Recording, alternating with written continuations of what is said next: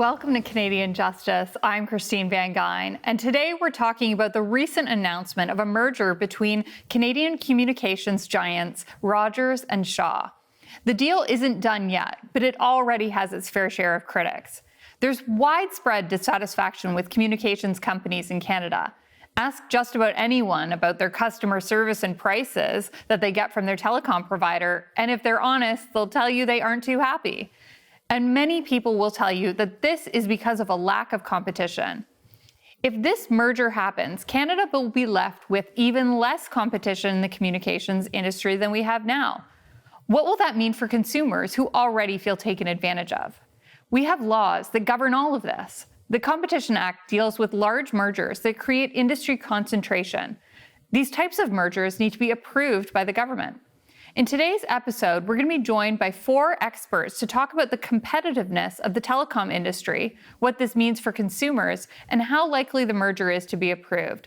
We're joined first by Robin Shabam, the principal economist and co-founder of Vivek Research, and by Professor Vincent Geloso, who teaches economics at King's University. Thank you both so much for joining me today. Robin, can you start by telling our viewers, many of whom might not be familiar with Shaw, what this deal is about? So this deal is about a merger between 2 significant telecommunications businesses in Canada. And for me, I think the biggest impact of this potential merger is their overlap in mobile services. So the cell phones that we carry in our pocket and are increasingly relying on. I have mine right here. Yeah, exactly. So you may know Rogers through its main brand Rogers or its flanker brand Fido. And Shaw also has mobile services. So, Professor Geloso, what is your reaction when you heard this news about this merger? What was your gut reaction? My gut reaction is that very frequently we're letting legal standards pass in the way of what is actually good economics. And the thing is, it frequently happens that companies end up having a dominant status on the market, not because they're being evil or anything, but because they're more cost efficient. So sometimes mergers can be positive. But there's a big condition for this to be correct so that it benefits consumers, is that there must be some form of free entry into the market. And the problem is that in Canada, we pretty much have laws that make sure that there is no free entry. We limit the ability of foreign firms to acquire shares in the Canadian markets because they're foreign national. And this limits us, for example, in terms of accessing a market with large economies of scale if you, for example, connect with the American market. So to a large degree, I would say that the extent to which the transaction could be beneficial, because there is room for it to be beneficial, is largely dependent on the institutional framework in which Canada operates, which is designed by law to limit competition. So, Robin, what's your reaction? When we talk about the merger being beneficial, are we talking about it being beneficial to the telecom industry or to the consumers of that industry? Well, I would lean more towards beneficial towards the telecom industry, because we know empirically that when we lose competitors in the telecom sector, particularly when it comes to mobile, consumer prices go up. And the Competition Bureau, which is Canada's competition law enforcement authority, has proven this. They proved it through the review of the Bell MTS merger that took place mostly in Manitoba. And using the internal pricing data of Bell, Telus, and MTS, they were able to empirically show that when you have one less competitor in a market, prices are higher. And this is driven by increased concentration in the market. So on the one hand, when you have a smaller number of bigger firms, you may have greater efficiency for those businesses, which then translates into higher profits. On the other hand, when you have a small number of firms that dominate the market, sometimes we call this an oligopoly, you have higher consumer prices. And so it begs the question of what's fair? And I think Canadians should be talking more about this. I mean, absolutely. I think we have really high prices in Canada. We're going to dig into that question when we come back from this commercial break.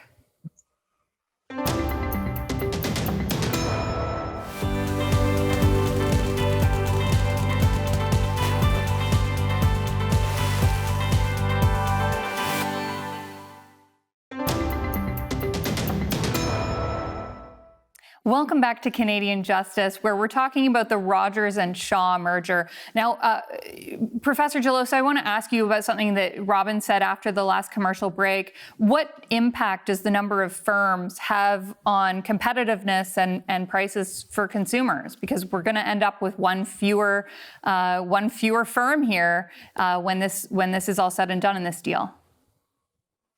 So there is a very limited relationship between the number of firms and the degree to which consumers get reduction in prices, because it frequently happens that you end up with a single firm on the market because it is the most cost efficient firm.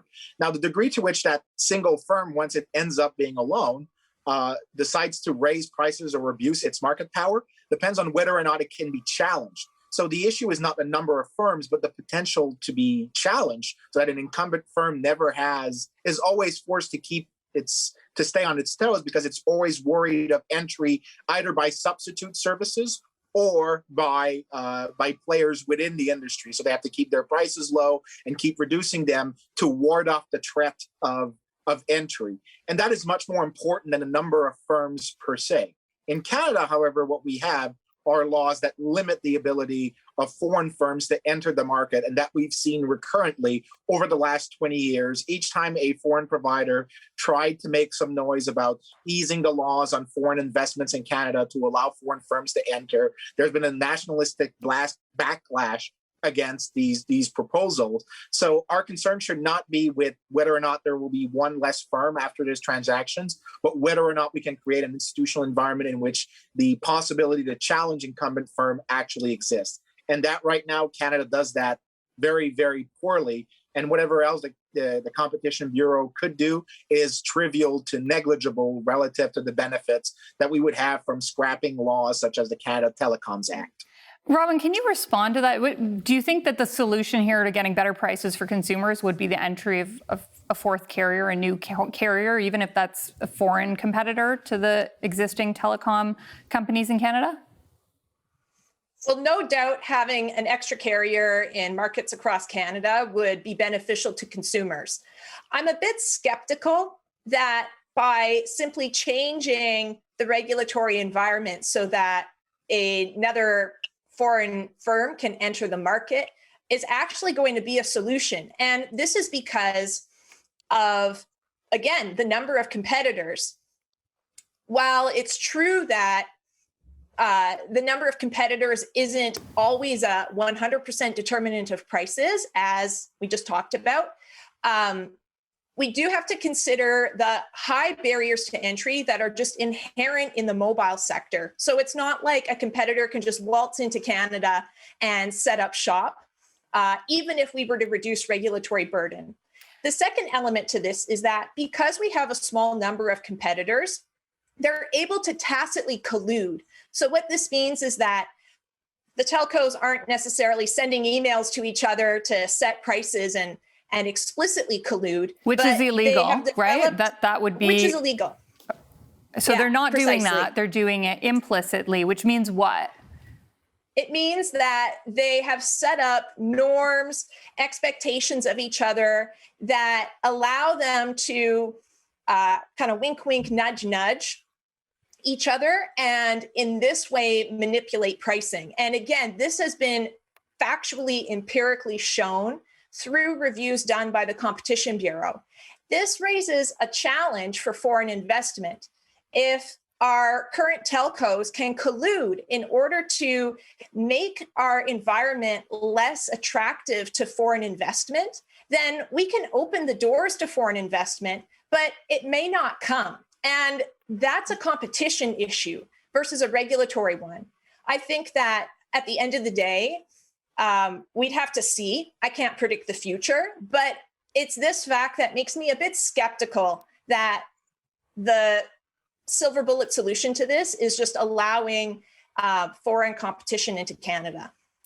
Robin, sorry, go ahead. Go ahead. As a rebuttal to this point, I think the potential is being undervalued here because if there is collusion, I think the evidence for this is a bit weak. The Competition Bureau, in terms of its research, is not that convincing and wouldn't hold up to what you would consider peer-reviewed research.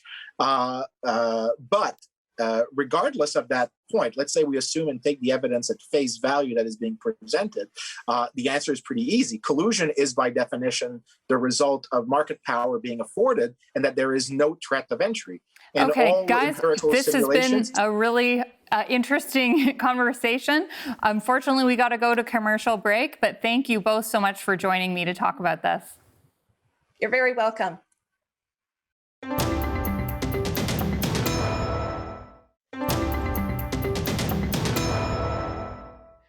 Welcome back to Canadian Justice. I'm Christine Van Gyn, and we're talking about the proposed Rogers-Shaw merger. Joining me now is our panel of legal experts. We're joined by Professor Michael Geist from the University of Ottawa and Canadian Research Chair on Internet and E-commerce, and by Michael Benetti, Managing Partner and Competition Lawyer at Affleck Green McMurtry. Thank you both so much for joining me. I'd like to start with you, Professor Geist. Can you give me a sense of whether or not the telecom industry in Canada as an industry has a competition problem relative to other countries? I mean, there's certainly a public perception that we have a problem, but I'd like to hear your expert opinion and if you think this merger is going to make it worse. Sure, and I think that's an easy one. I think the public perception meets reality in this case. There frankly isn't any doubt that we have a competition problem. In fact, you don't have to take my word for it. You can take the CRTC's word for it. Because the CRTC, which examined this issue as part of its wireless review, had submissions from all parties, including big telecom companies and others, and it reached the conclusion that there was a competition, that Canadian prices were high relative to other countries, and they attribute that directly to competition. We don't have sufficient competition in Canada. It's been a problem now running on for at least a decade or more, and Canadian consumers have been paying throughout that period with higher prices. So just to follow up on that, Professor Geist, if there's a problem and we get rid of one of the competitors, Shaw, is this going to make the problem worse? Absolutely. And once again, I don't think there's really much need to overthink this. You know, the strategy from successive governments, both liberal and conservative, has consistently been to try to introduce a strong fourth carrier into the market because that can have an impact. Shaw has become that competitor in several key markets in British Columbia, Alberta, and Ontario. If we take that out and go back to a three-carrier market with the three dominant carriers, there's little doubt but that will ultimately result in higher prices for consumers because what we're going to be left with is less competition in those markets. So, Mr. Benetti, I'd love your legal expertise here. These mergers are reviewed by the Competition Bureau. What do they look like when they look at mergers like this? What needs to happen for this deal to get approved? So what the commissioner himself has said in response to this physical filing, because the parties notify the Bureau, it triggers in motion some timing for the parties to exchange information. But what the commissioner himself has said he's looking for in this case is to what extent it's going to change the market power of the merged entity. And really what that translates into, does this new entity that's merged have the ability to maintain prices at anti-competitive levels for a period of time? So really, that's going to be what the Competition Bureau is going to look at. They're going to want to see data. It's not the first time they've done this in this space. On your previous segment, you spoke about the Bell and the MTS merger, and they got data from the parties that actually showed that where there was a strong regional competitor, it had the impact of lowering prices. But where there is no strong regional competitor, it didn't have that impact. And what was key from that is they talked about Bell, Telus, and Rogers had a coordinated conduct. Now that doesn't mean they're conspiring with one another. It just means they do things in the same way, kind of like gas stations raise prices and lower price at the same time. It doesn't mean they're doing anything illegal, frankly. It's just a fact. So the Bureau is going to want to see what's going to be the impact of this merger, and do they think prices are going to go up as a result of it? Now, one of the things that the companies have said is there's going to be, billion-dollar inefficiencies. Can you briefly address what that means for the Competition Bureau, this efficiencies argument?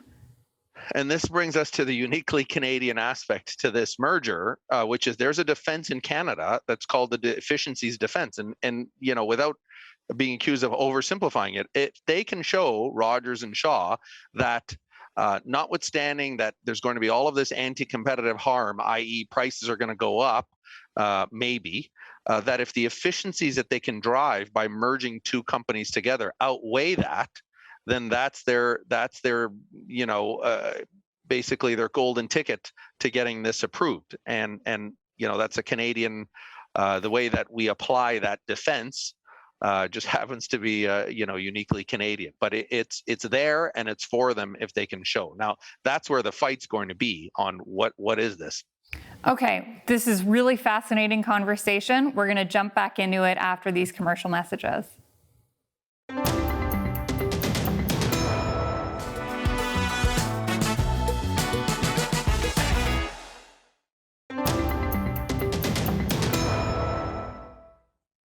Welcome back to Canadian Justice. I'm Christine Van Gyn, and we're talking about the proposed Rogers-Shaw merger. Now, Mr. Benetti, the Competition Bureau, as we were discussing in the last segment, needs to review this. How likely do you think they are to approve this merger?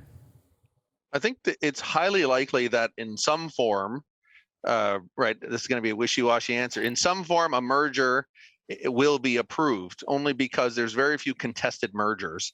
Very few of these end up in court. So I guess the million-dollar question here is going to be, can the parties agree? Can the Bureau agree? Because it's going to have concerns. It's already stated it has concern. Is the Bureau and the merged entity going to agree that in some form or another, a merger can be approved? And, a lot of the conversation will turn on, do they have to jettison certain parts of the business to satisfy the Bureau? I think that's highly likely, but I don't think that's the end of the debate. There's a lot of moving parts in this sector. Okay, so Professor Guy, sort of same question to you. What other legal hurdles is this merger faced with, and how likely are they to overcome them? Yeah, well, I think there are several, and I would agree that, from a Competition Bureau perspective, we're likely to see some requirements to divest, and we've already heard calls to divest all of the wireless assets, which is where a lot of that competition is when you're required to sell a portion of the business to another company, right? Yeah, precisely. So they may say you can go ahead with the merger, let's say with the cable assets and some of the other elements that those companies have, but the wireless component of the business, from Shaw's perspective, has to go to another player. We're likely to see two other participants come to the fore. One is the CRTC.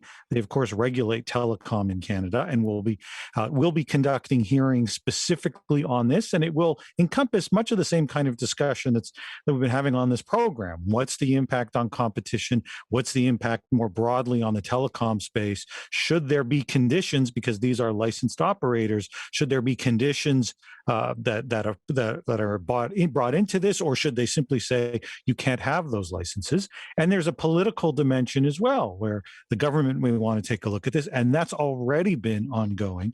We've had a standing committee at the House of Commons that's already been conducting hearings on this issue, and it's pretty clear that there's some strong opposition that comes from, frankly, all of the political parties. There's some search for some solutions. They are looking to say, well, under what circumstances might this be appropriate?